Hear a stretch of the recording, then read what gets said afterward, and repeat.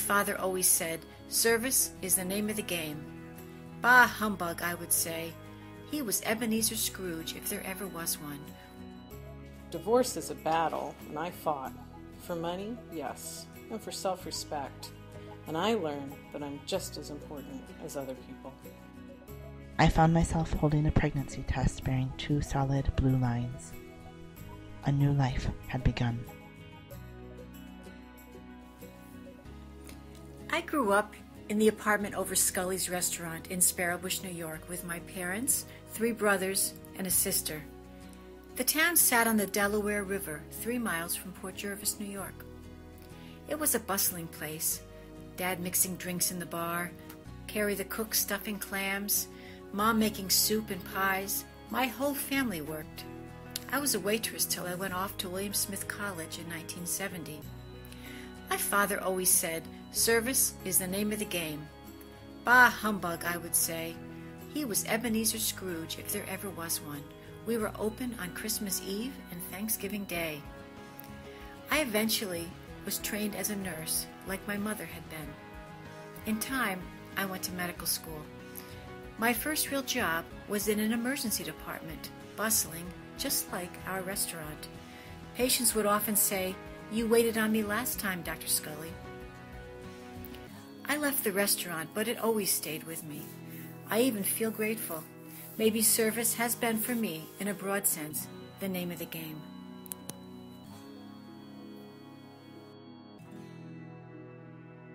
Early one morning, after an anxious 120 seconds, bare feet stepped onto cold bathroom tiles. I found myself holding a pregnancy test bearing 2 solid blue lines. A new life had begun. Each week, I checked the pregnancy blogs looking for some hint of something to feel for. 6 weeks pregnant, a zygote the size of a lentil. 8 weeks pregnant, a large raspberry. 9 weeks, a green olive. Finally, at 12 weeks, a large plum, I lay on my back in the doctor's office, listening past the discomfort of cold gel on my exposed belly. The doctor slid the instrument across my stomach, listening intently for a heartbeat. For 12 weeks, I had felt nothing but apathy toward the lentil/raspberry/olive/large plum. But for the first time, I felt for it. Fear. There was no heartbeat. My fear was soon quieted by the doctor's assurance that there was no reason to worry, that sometimes you just can't hear a heartbeat until the baby's bigger. As the fear subsided, I recognized a new emotion filling its place. Love. Not the intense love a mother feels for a child, not quite that, but love nonetheless. At our next appointment, I lay anxiously on the table, listening for a heartbeat. Swish, swish, swish. The doctor met my eyes this time.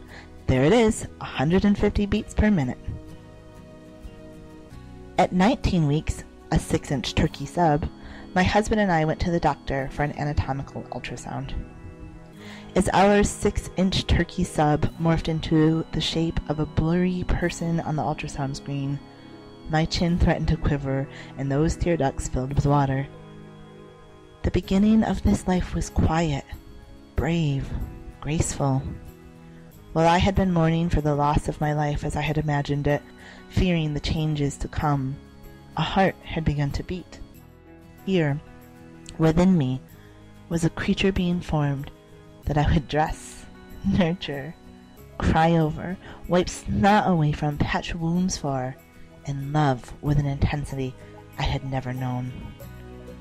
It's just the beginning.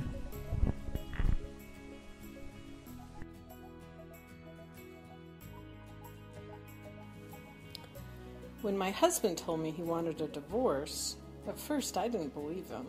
This was just another issue, argument, conflict, or a threat that would hang in the air for another 25 years, but not the end of the marriage. Divorce is a battle, and I fought. For money, yes, and for self-respect. With all the help and strength I could muster, I withstood the mistreatment, lies, and embarrassments. And I learned that I'm just as important as other people. For the first time, I learned how to take care of myself. Took the cat with me. I wanted to go back to school. Planning to do what I wanted was new. Paying attention to the feelings in my gut, I turned to myself and kept my mind there. I learned that my feelings are important. Studying what I wanted in school was fun. Living every day by myself was a challenge. But there was comfort in the structure of college life and in that cat back in my apartment. And I made new friends that had never known me as a wife. I graduated and my divorce became final. When I signed the papers, I felt a deep sadness and began to cry. Those papers meant the end of dreams and shared memories, the complete break of a once close friendship, a door closed forever. I still feel angry. However, I am proud of how I handled the divorce and my achievements, my self-respect and love of self, my college degree and work accomplishments, my published writing, and my new friendships. To celebrate my birthday, my new friends took me out to hear a band. During a break in the music, I flirted with the guitar player. That night was the beginning of a new sweetness in my life, shared respect and tenderness, a beautiful, passionate love. I've been so happy these last few years, happier than any other time in my life. Many worries and burdens slipped away from me when my ex-husband left my life. I try to treat myself lightly and lovingly now. I enjoy my work and I love my sweetie, and I'm grateful for open doors.